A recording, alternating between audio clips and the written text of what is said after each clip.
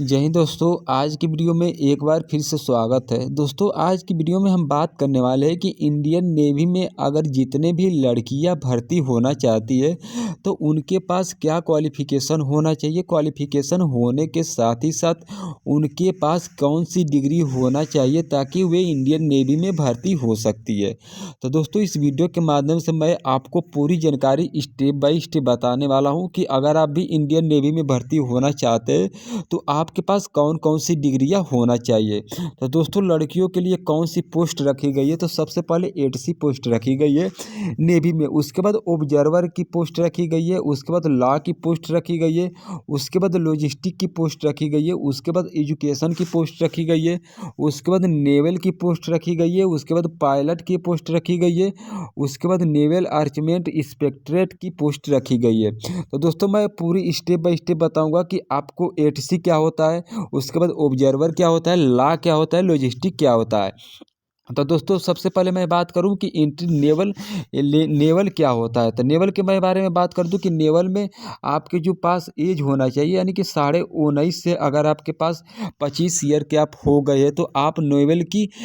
की आप भर्ती के फार्म को अप्लाई कर सकते हैं। दोस्तों एजुकेशनल क्वालिफिकेशन के मैं बारे में बात कर दूं कि आपके पास मतलब कि 60% मार्क्स होना चाहिए, उसमें BE BTech आपके पास डिग्री भी होना चाहिए। यानी कि जितने भी लड़कियां अगर BE BTech कंप्लीट कर लिए तो वे इस फार्म को अप्लाई कर सकती है नेवल के लिए, जिसमें आपका 60% मार्क्स भी होना चाहिए और आपका एज जो होगा यानी कि 19.5 से 25 ईयर भी आपका होना चाहिए, तभी आप इस फार्म को आप लोग अप्लाई कर सकते हो। उसके बाद दोस्तों मैं सीरियल नंबर 2 की मैं बारे में बात करूं तो इसमें ऑब्जर्वर की मैं बात कर रहा हूं, ठीक है, कि अगर आप सीरियल नंबर 2 यानी कि ऑब्जर्वर के थ्रू आप फार्म को अप्लाई करना चाहते हैं तो आपके पास 19 से 24 ईयर आपके पास एज होना चाहिए और एजुकेशनल क्वालिफिकेशन में BE BTech आपके पास डिग्री भी होना चाहिए और ये 12th के स्टैंडर्ड पे फार्म भरा जाता है, जिसमें अगर आपका मतलब कि BE BTech किए तो आपको फिजिक्स और मैथ के थ्रू ही इस डिग्री को प्राप्त करना है, ठीक है, क्योंकि इसमें मैथ और फिजिक्स वाले ही कैंडिडेट इस फार्म को अप्लाई कर सकते हैं। उसके बाद दोस्तों मैं इंटीरियर यानी कि एंट्री 3 की मैं बात करूं कि एजुकेशनल में आपको कैसे फार्म को अप्लाई किया जाता है और आपका एज उसमें क्या क्या ग्रेजुएशन मांगता है। तो अगर आप एंट्री एजुकेशनल के थ्रू आप फार्म को अप्लाई करना चाहते हैं तो इसमें आपका 21 से 25 ईयर आपका होना चाहिए और आपका मतलब कि एजुकेशनल जो क्वालिफिकेशन होना चाहिए वह मास्टर डिग्री आपके पास होनी चाहिए। यानी कि कोई भी अगर मास्टर अगर आपके पास डिग्री है तो आप इस फार्म को अप्लाई कर सकते हो, ठीक है दोस्तों। उसके बाद दोस्तों इसमें मैं बात करूं कि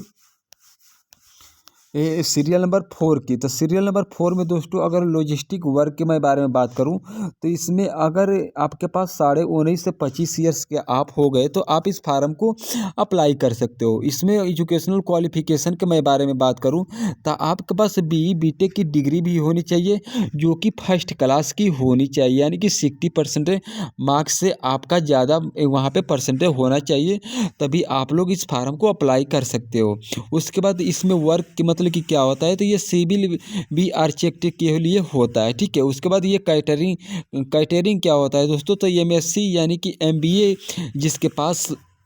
डिग्रियां है तो वे भी इस फार्म को अप्लाई कर सकते हो। उसके बाद दोस्तों मैं सीरियल नंबर 5 की मैं बात करूं तो सीरियल नंबर 5 में जो कि लॉ होता है, लॉ दोस्तों अगर आपके पास LLB का सर्टिफिकेट है तो आप लोग इस फार्म को अप्लाई कर सकते हो, जिसकी एज लिमिट 22 से 27 ईयर आपके पास होना चाहिए। दोस्तों एजुकेशनल क्वालिफिकेशन में आपके पास मतलब कि कोई भी LLB का सर्टिफिकेट होना चाहिए और LLB के सर्टिफिकेट होने के साथ साथ 1961 के थ्रू यानी कि एडवोकेट का आपका अनुभव भी होना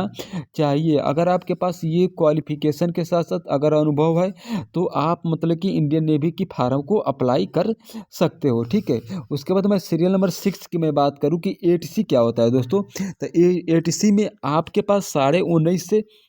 25 ईयर आपका एज होना चाहिए और इसमें बीई बीटेक आपकी डिग्री होना चाहिए और फिजिक्स मैथ के थ्रू भी वह भी मतलब कि क्वालिफिकेशन होना चाहिए, जो कि ये फार्म को भरा जाएगा 12th के स्टैंडर्ड पे इस फार्म को अप्लाई किया जाता है। ठीक है दोस्तों, उसके बाद मैं सीरियल नंबर 7 की मैं बारे में दोस्तों बात करूँ तो इसमें जो एंट्री होती है पायलट जनरल की होती है। अगर जितनी भी लड़कियाँ अगर चाहती है कि मुझे पायलट बनना है तो उसको सीपीएल होल्डर या पायलट जनरल के लिए इसमें एंट्री दी जाती है, जिसका एज लिमिट होता है यानी कि पायलट जनरल के लिए 19 से 24 होता है और सीपीएल होल्डर के लिए 1925 होता है। ठीक है, इसमें आपके पास डिग्री कौन सी होती है तो बीई बीटेक आपके पास डिग्री होना चाहिए,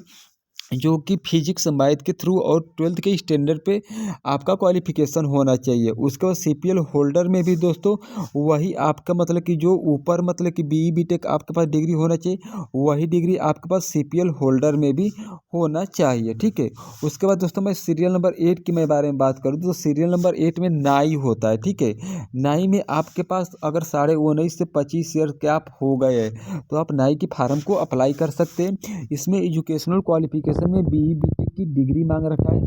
जो कि मैं ऊपर भी बता चुका हूँ। और इसके थ्रू अगर आपके पास इलेक्ट्रिकल इलेक्ट्रॉनिक या मैकेनिकल या प्रोडक्शन इंट्रोडक्शन आईटी केमिकल के आपके पास कोई भी अगर आपके पास डॉक्यूमेंट है तो आप इस फार्म को अप्लाई कर सकते हो। तो दोस्तों इस वीडियो के माध्यम से मैं जो भी